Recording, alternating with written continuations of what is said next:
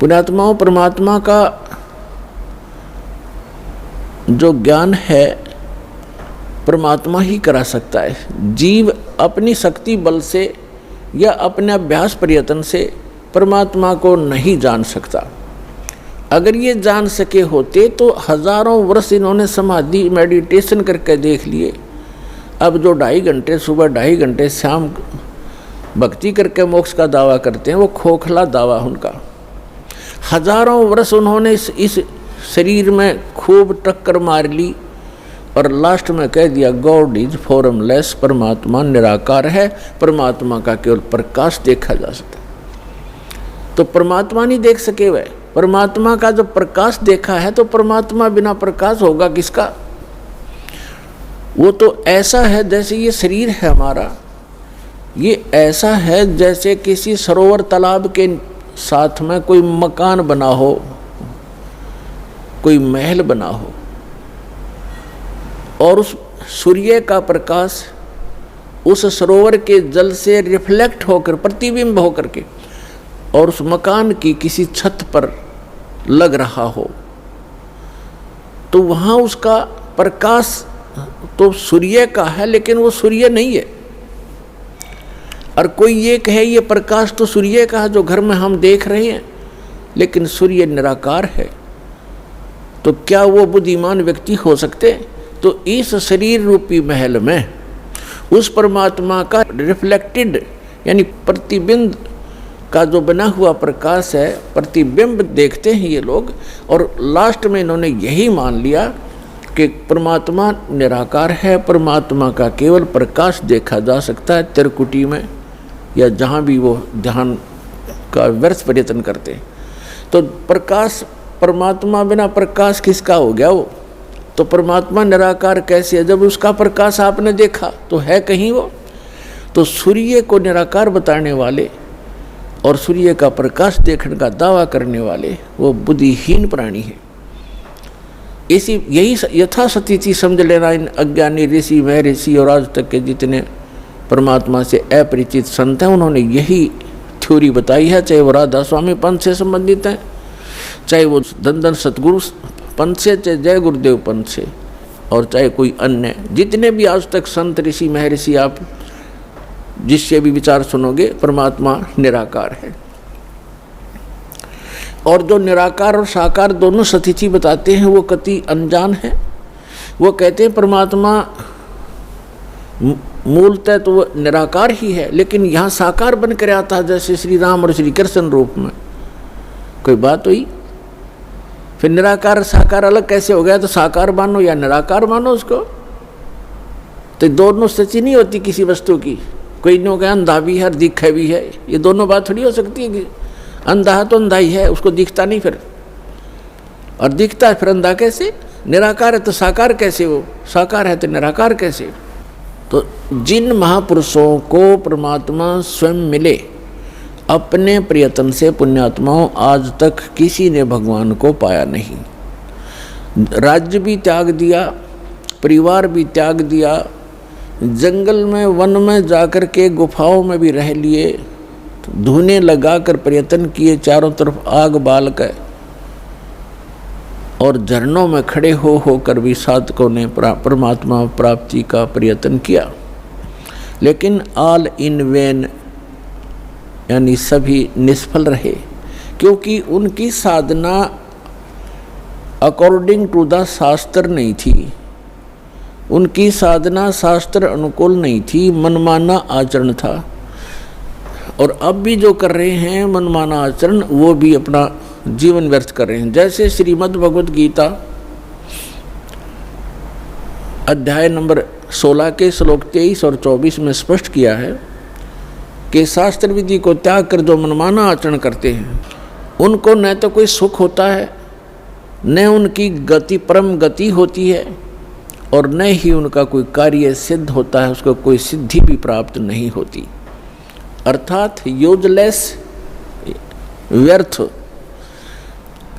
इसलिए गीता अध्याय नंबर 16 के श्लोक नंबर 24 में स्पष्ट किया है, इससे तेरे लिए अर्जुन कर्तव्य और अकर्तव्य की व्यवस्था में सदग्रंथ ही प्रमाण है। सदग्रंथों के आधार से ही आप अपना कौन सी साधना करनी चाहिए, कौन सी ना करनी चाहिए, ये निर्णय कीजिए। किसी की दंत कथा लोकवेद पर विश्वास मत कीजिए। तो जितने भी ये कह रहे हैं कि परमात्मा निराकार है, वो एक कहीं रहता नहीं है, उसका कोई बॉडी नहीं है, परमात्मा बॉडीलेस है, तो ये सब भ्रमित हैं, इनको कतई ज्ञान नहीं अध्यात्म मार्ग का। और जिन महापुरुषों को परमात्मा आकर मिले वो स्वयं ही आकर मिले, उनका एक विधान है, वो ऐसी ही लीला करते हैं, वो ऐसी लीला करते ही करते हैं जैसे हमारे वेद प्रमाण करते हैं।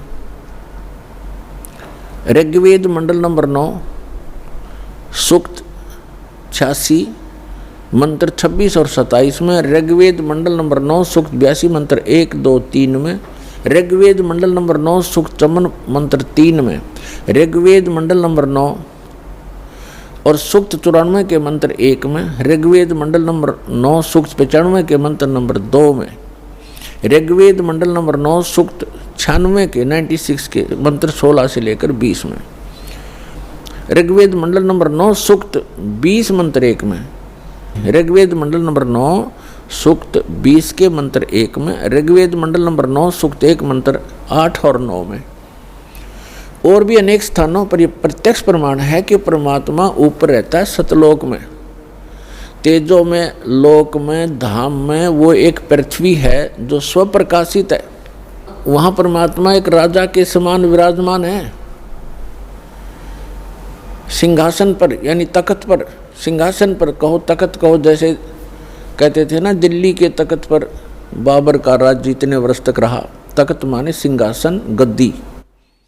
तो अनंत कोट ब्रह्मांड के कंट्रोलर के सिंहासन यानी तख्त पर वो परमात्मा राजा के समान विराजमान है, और वहाँ से गति करके आते हैं, अच्छी आत्माओं को मिलते हैं और उनको यथार्थ ज्ञान कराते हैं, अपने से परिचित कराते हैं। वो लीला कबीर परमात्मा ने, अल्लाहु अकबर ने, सच्चिदानंद घन ब्रह्म ने की है, जो काशी में 120 वर्ष तक जुलाहे की लीला करके सहस्री आए थे, सहस्री चले गए। अपने गुणों के अनुसार वो परमात्मा किन किन महापुरुषों को कलयुग में मिले, जो दास के नोटिस में है, नॉलेज में है।